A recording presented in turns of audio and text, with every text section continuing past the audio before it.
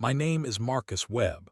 I'm 28 years old, and I bought the wrong house if you believe the guy in the hazmat suit who stood in my crawlspace last week and told me there's something living under my foundation that technically doesn't exist on any geological survey. Until a year ago, I was a night tech at a regional data center, the kind of job where you wear a black hoodie with a faded logo, dark jeans, steel toe boots, and sit in a humming room while servers do most of the thinking for you. But after one too many 12-hour shifts, I took the payout and moved back to my hometown of Red Hollow, a sagging little place tucked into red clay and pine trees at the end of a two-lane road.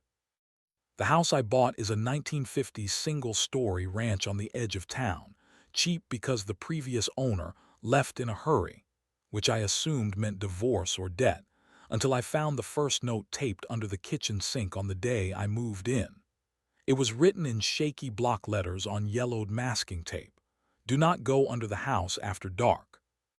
I laughed it off as some old man superstition, taped it to the fridge as a joke, and spent the next few nights getting used to the groans and pops of an old structure settling. Red Hollow sits on soft ground, the kind that shifts with rain, and when the wind comes down off the hills the houses creak like ships.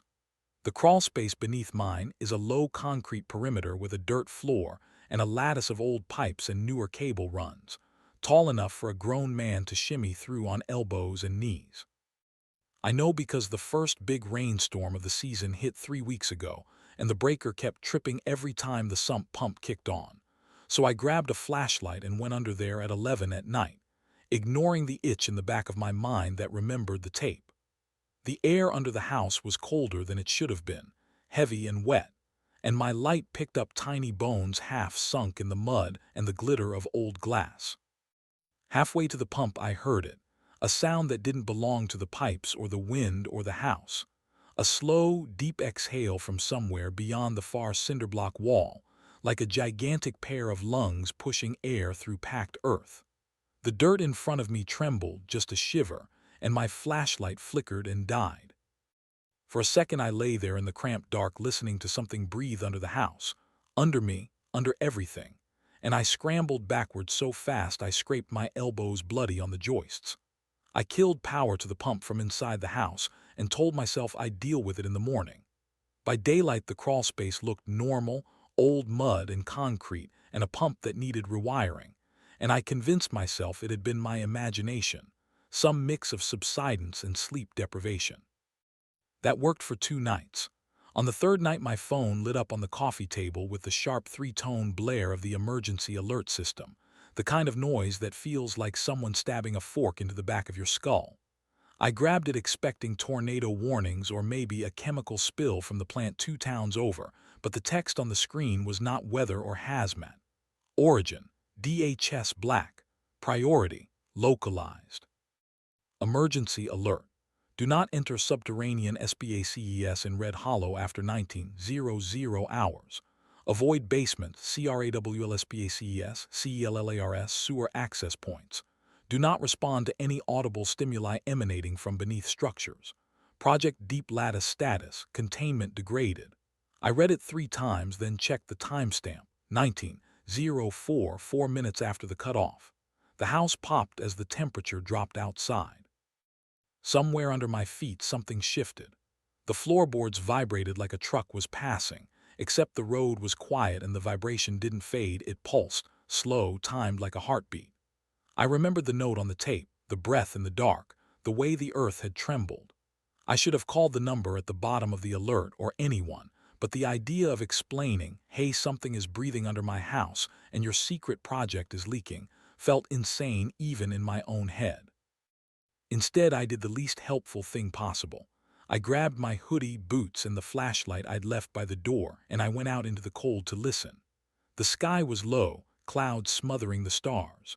As I walked along the perimeter of the house, I could feel it through my soles, a slow rising and falling in the dirt, like the land itself was on some enormous respirator. At the crawlspace hatch I stopped. The metal door was vibrating in time with the pulses, the padlock rattling softly. For just a second, from deep below, I heard something else beneath the breathing.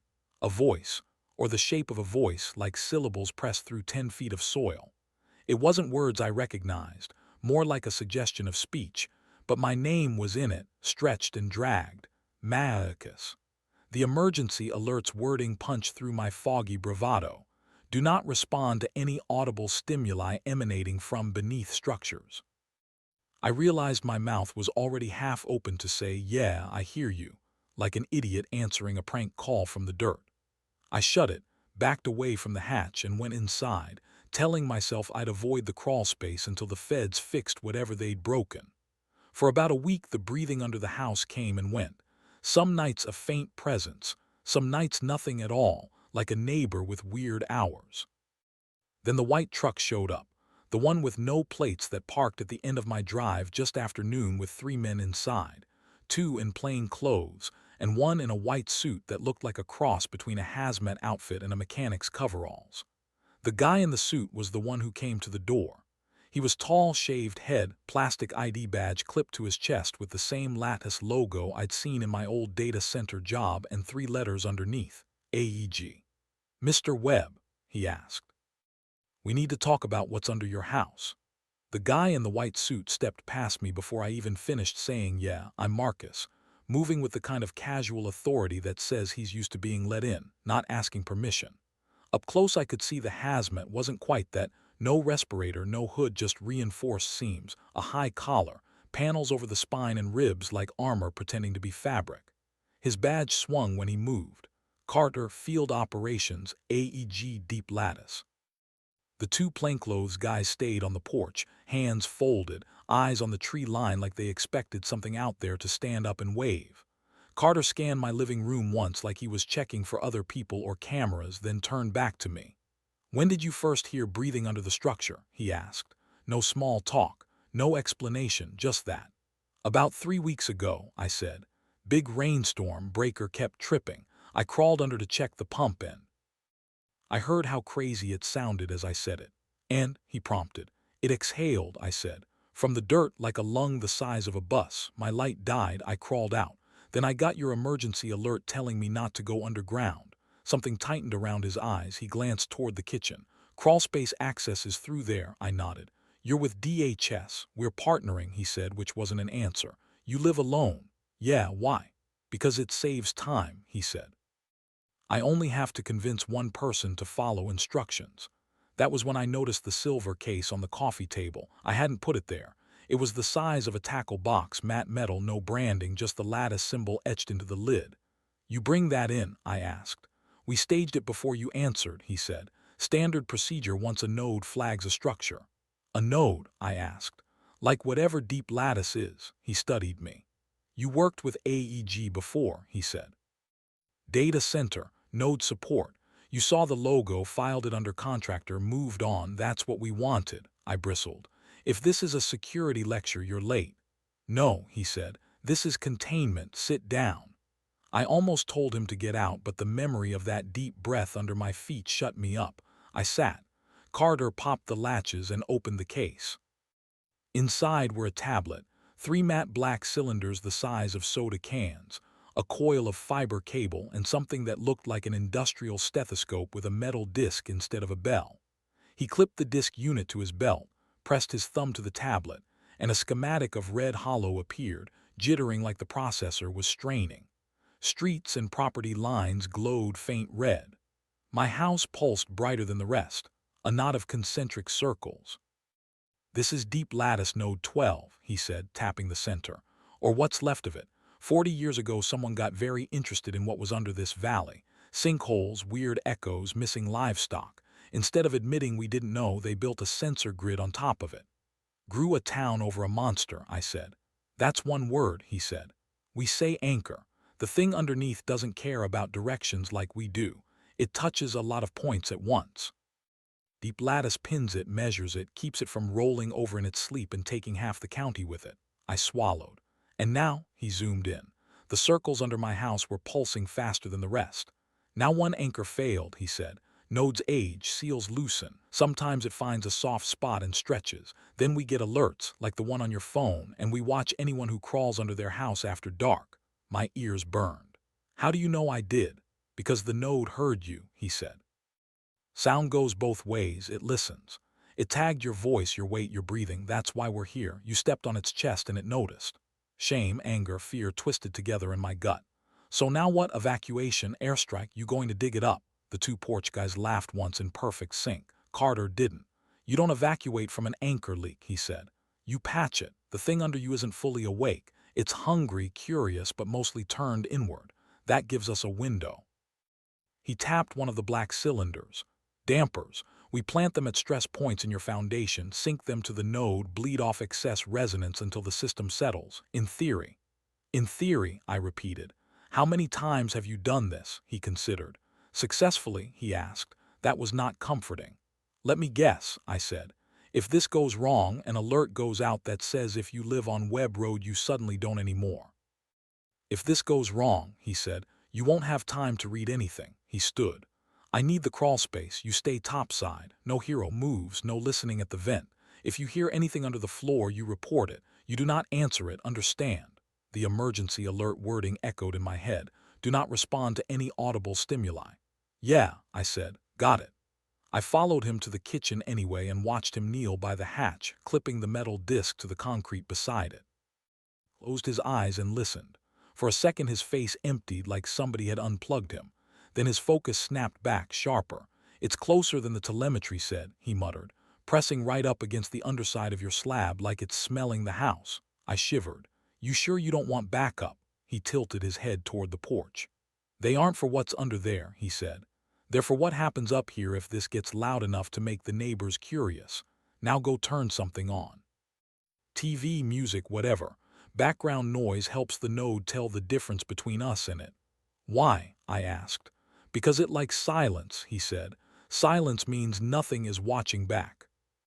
Then he unlatched the hatch, waited until I stepped away, and slid into the dark under my house like he'd done it 100 times before, leaving me upstairs with 3 armed men, an emergency alert still glowing on my phone, and the crawling sense that whatever was sleeping in the dirt below had just been handed my name by someone who thought they were helping. I tried to pretend I wasn't listening for sounds from below, but every nerve in my body strained toward the floor as if the wood itself was whispering. Carter had been under my house for maybe 2 minutes when the first vibration rattled the dishes in the cabinet, soft at first, like a truck far away on the highway. But there was no highway anywhere near Red Hollow. The 2 men on the porch tense shifted in mirror-perfect unison, hands drifting near their jackets where I guessed weapons were hidden, though I doubted guns mattered much to something that lived under soil older than the state. I turned the TV on static because the storm had knocked the signal out, and the sound felt thin, useless, like shouting into a stadium. I paced the living room with a sick, rising dread until a muffled thud shook dust from the air vent, followed by Carter's voice, but warped like someone dragging a recording through gravel. Marcus, stay still. My blood froze. The emergency alert had said do not respond, and I clamped my jaw shut hard enough to make my teeth ache. Another thud, heavier. The whole house leaned just slightly like something massive had shifted its weight beneath it. The porch guys exchanged a look, not fear, not exactly, but a grim confirmation that this was worse than they wanted to admit. Is that him? I whispered. The one on the left shook his head. If you can hear it clearly, it's not him. That terrified me more than anything they could have said. I backed away from the kitchen as the floorboards flexed under my boots. Dust drifted down from the ceiling, and somewhere beneath us came a long, wet, dragging sound like something sliding across mud with deliberate patience. My pulse hammered in my throat. He's been under there too long, the right-hand guy muttered. Telemetry said the anchor breach was passive. It's not passive now, the other replied. They both drew their weapons, black rifles with squat attachments I didn't recognize. Not bullets, something else. What do those do? I asked. If everything goes right. Nothing, the left one said. If things go wrong, also nothing. They'll just make us feel better before we die. The house shook hard enough that a framed picture fell from the wall. A bowl skittered off the counter and shattered. Then silence, not peace, not calm, a predatory, suffocating silence that filled my ears, pressing like pressure at high altitude. The TV static died. The ceiling fan wound down and stopped. Every electronic hum in the house faded into nothing. One porch guy whispered, "It's listening." I took a step back. The kitchen lights flickered once, twice, then snapped to full brightness as if the house itself was inhaling. The floor beneath the table dipped so slightly I thought I imagined it, until I saw the table leg lift half an inch off the ground.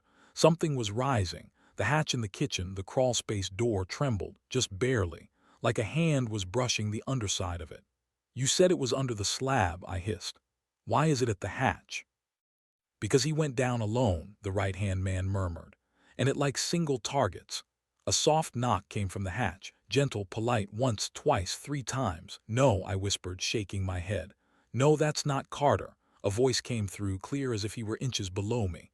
"Marcus, open up." My stomach dropped. It was Carter's voice, but smooth, calm, lacking that clipped, irritated cadence he'd had since he stepped into my house. Too calm, too deliberate. "He said not to respond," I whispered. "That doesn't sound like him." The porch guys had their weapons up, aimed at the hatch. "It's testing us," the left one said. "Seeing what opens the door, they always try voices first." "Always?" I asked. "How many houses has this happened to?" Neither answered, which was answer enough. From under the hatch came a scraping sound, metal on dirt. Then a shift, a groan, a faint snap like wood bending. The hinges strained. The air grew colder, sharp with the smell of wet soil and something metallic like old blood. The voice came again, distorted now, as if speaking through layers of mud. "Maricus, help, trapped." The syllables dragged too long, stretched wrong, the way a person who doesn't breathe like us might imitate human speech.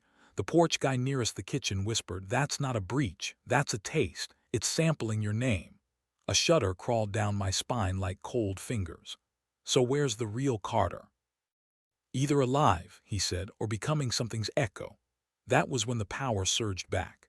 Every light in the house went blinding white, buzzing, flickering. The porch guys both shouted back. The hatch exploded upward as if hit from below by a battering ram. A geyser of dirt blasted into the kitchen, coating the walls. Something lunged halfway up through the opening, a dark mass of soil, roots, black mud. But inside the mud was an outline. A torso, arms, a head. A human shape pressed into the top layer like a fossil trying to stand. Embedded in the mud face were two eye sockets, and in those sockets were Carter's eyes, staring with feral focus. Not pleading, not afraid, hungry. The porch guys opened fire, no bullets, but shrieking pulses of compressed sound or air that made the room vibrate. The creature jerked back but didn't retreat. It pressed harder against the edge of the hatch, widening it. Mud slewed off the human shape, revealing something ribbed beneath, like an exoskeleton wearing Carter like a mask. I froze, couldn't breathe, couldn't move. The second porch guy grabbed my arm and yanked me backward. "Move," he yelled. "It's breached anchor depth." The thing surged again, the wood around the hatch cracking. The human shape twisted its head a full 90 degrees toward me. Its mouth opened wider than skin should allow, and Carter's voice came out, but wrong, layered, many voices speaking his words. "Marcus, it knows your weight, it knows your breath. Come closer." I stumbled back toward the living room. The floor behind me buckled. The house moaned as if something massive was pushing upward from beneath every square foot of it. "It's rising across the entire foundation," the porch guy yelled. "We need to fall back." The two men fired another round of sonic bursts. This time the creature recoiled and dropped back into the hatch, only to reappear immediately at a different point in the floor. A bulge formed under the carpet, another under the hallway. The whole foundation rippled like something crawling beneath a blanket. "How big is it?" I shouted. "How far does it go?" "As big as the valley," the porch guy answered. "As old as the soil." The front door slammed open without being touched, air sucking inward like the house was inhaling. The dirt under the floorboards rose in a long, slow wave that moved toward the living room. The porch guy shoved me toward the doorway. "Run," he barked. "This structure is done." I bolted outside into blinding daylight, stumbling across the yard. The ground trembled under my boots, not a quake, but something pushing upward. The two agents dove from the porch just as the wooden steps cracked, rising 6 inches before slamming back down. My entire house exhaled, a long, low, groaning sigh from the dirt beneath it. The hatch blew open again behind me and something crawled out. Not Carter, not anything human. A shape like a man made of packed earth and bone roots, its body collapsing and reforming with every movement. In its chest cavity was a hollow, an imprint shaped exactly like my crawlspace. As it pulled itself free, the soil dripping from its limbs whispered my name. And then I heard something so cold it stopped my heart, dozens of voices, all under the house, some deep, some faint, all learning my name. Maacus, Maacus, the porch guy grabbed my arm again. It's awake now, he said, and it knows you. The ground shook as the thing took its first full step toward me, leaving a trail of collapsing mud prints behind it. What do I do? I asked, voice cracking. He looked at me with grim certainty. You run, because now it's hungry. I didn't run at first, even though both agents were shouting it like it was the only word they knew, because my brain locked onto the way the thing's first step made the whole front half of the house dip and lift at once, as if the building were riding the shoulders of something that had just stood up after a long nap. The shape dragging itself out of my crawlspace wasn't separate from the ground. Its limbs kept reforming out of packed soil, dirt sloughing off in clumps that hissed as they fell, like tiny voices still practicing my name. Its chest opened as it straightened, not to show organs but layered clay and stone pressed into the negative of my foundation, pipes, beams, slabs stamped into it like a fossil of my house. Where a face should be there was only an impression, dents for eyes, a ridge for a nose, a crack for a mouth. When it inhaled, the air around us went cold. When it exhaled, my ears popped. The white truck and a dark SUV spun in the mud behind me. Webb, one agent yelled. Move. The thing took another step and the porch posts cracked. The roof sagged, windows buckled, dust poured out of the eaves. Somewhere inside, dishes shattered with a crash I felt more than heard. The creature turned that half-formed head toward the vehicles, then back to me. The soil under my boots shivered. That finally broke me loose. I vaulted the ditch and ran for the nearest truck. An agent hauled the door open, grabbed my hoodie, and yanked me in as the driver floored it. We fishtailed down Webb Road. The asphalt ahead rose in shallow waves and settled again, like something enormous was moving just under the surface. I twisted to look back. My house didn't fall, it slumped, the front half dropping in a puff of dust as the thing withdrew, its man-shape unspooling and sinking back through the crawlspace hole until only a low, pulsing mound of earth remained. It's not chasing, I said. It doesn't need to, the driver replied. Once it's on the lattice, it just reaches. You woke it up under a live node. I thought of the alert, containment degraded.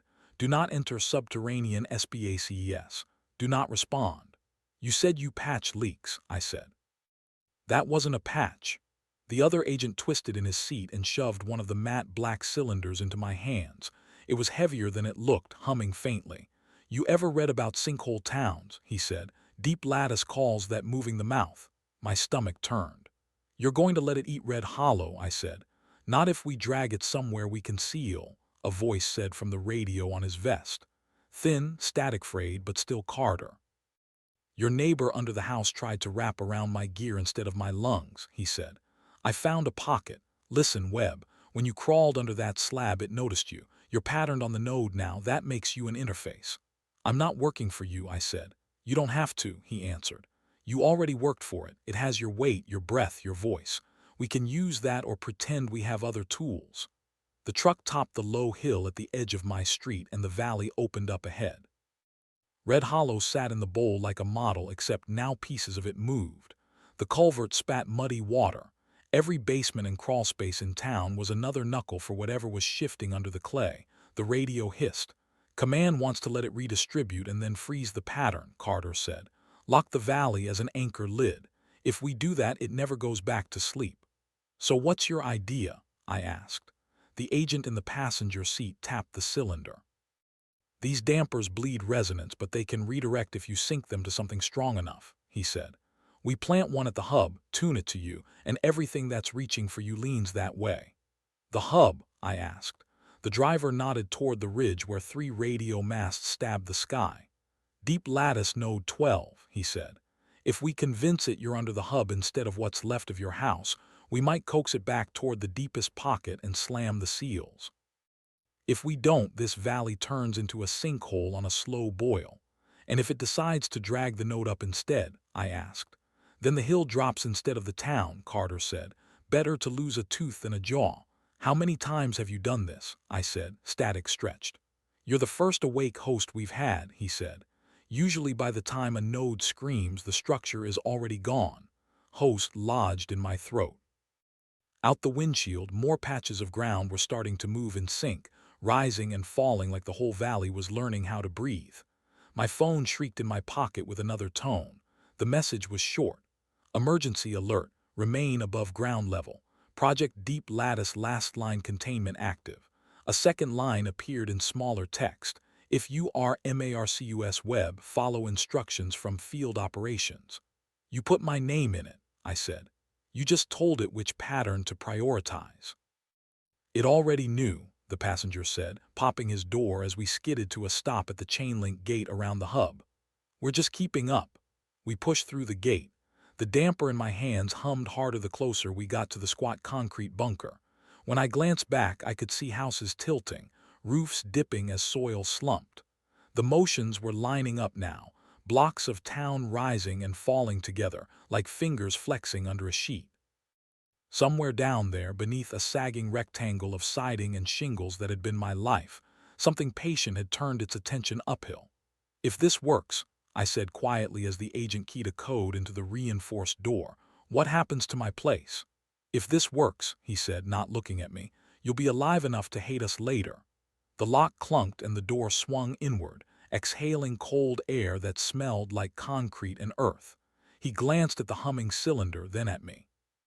Congratulations, Webb, he said. You're bait. Let's see if we can teach something buried under half a mile of rock to follow you instead of everyone else. 6 months have passed since Red Hollow buckled, twisted, and then went still, and I'm only writing this now because the nightmares have started syncing with the tremors again, which according to the people monitoring me means I should document subjective recall before onset convergence. That's government speak for you're still tied to it, and we don't know when the tether will pull again. I live in a reinforced apartment now, steel frame high rise, 20 floors above the ground because nobody on Project Deep Lattice wants me sleeping anywhere with dirt beneath it. They check the soil temperature under this building twice a day. They check me more often. I still wear the same black hoodie, faded logo peeling, dark jeans, steel-toe boots. They're the only things that feel like mine. Everything else feels loaned, temporary, like the world is waiting to see if I stay human or slide back into whatever the thing under Red Hollow wanted me to become. They tell me I should be proud. They say I helped reestablish perimeter integrity around Lattice Node 12. They don't mention the cost. They don't mention what it felt like when I placed the humming damper on the concrete floor of the bunker, and every inch of soil in the valley turned toward me like I was a warm hand pressed against its cheek. The agents had told me the damper would shift the pattern, make the thing believe I was beneath the hub instead of above my crawlspace. They didn't tell me what the shift would feel like. Gravity bending sideways, the air thickening, my heartbeat rattling against my ribs like it was trying to get out. The bunker floor vibrated, then bulged, concrete cracking like thin ice as dirt heaved upward. Not fast, slow, deliberate, hungry. If you've never watched ground rise toward you like it wants to put its mouth around your ankles, you can't understand the terror. The agents pulled me back, but the thing wasn't reacting to them. It was reacting to me, responding to me, remembering me. I heard it before the others did, my name shaped through stone and clay, Marcus. Not a voice, not sound. More like pressure inside the skull, as if the valley itself had lungs and was whispering into mine. The damper wailed, lights flickered, alarms screamed that containment was failing. Carter yelled something through the comms, seal the vault, collapse the lower shaft, sever the conduit, but most of it blurred as the floor surged again, opening into a vast core of packed, writhing earth shaped like a ribcage of the entire valley. Then came the implosion. A vertical collapse, engineered and deliberate, detonations thundering down the sealed shaft, dropping thousands of tons of reinforced concrete and rock onto the reaching mass below. The ground flattened, the pressure vanished, the voice stopped. For the first time in days, maybe weeks, the valley was silent. Real silent, not the breathing silence I'd felt under my house. Red Hollow was gone, swallowed. They tell the public it was a catastrophic subsidence event, gas pocket collapse, geological instability. They don't mention the houses that crumpled like paper or the people who had minutes to evacuate before the sinkhole consumed the entire neighborhood. They don't mention the things that had been pushing upward.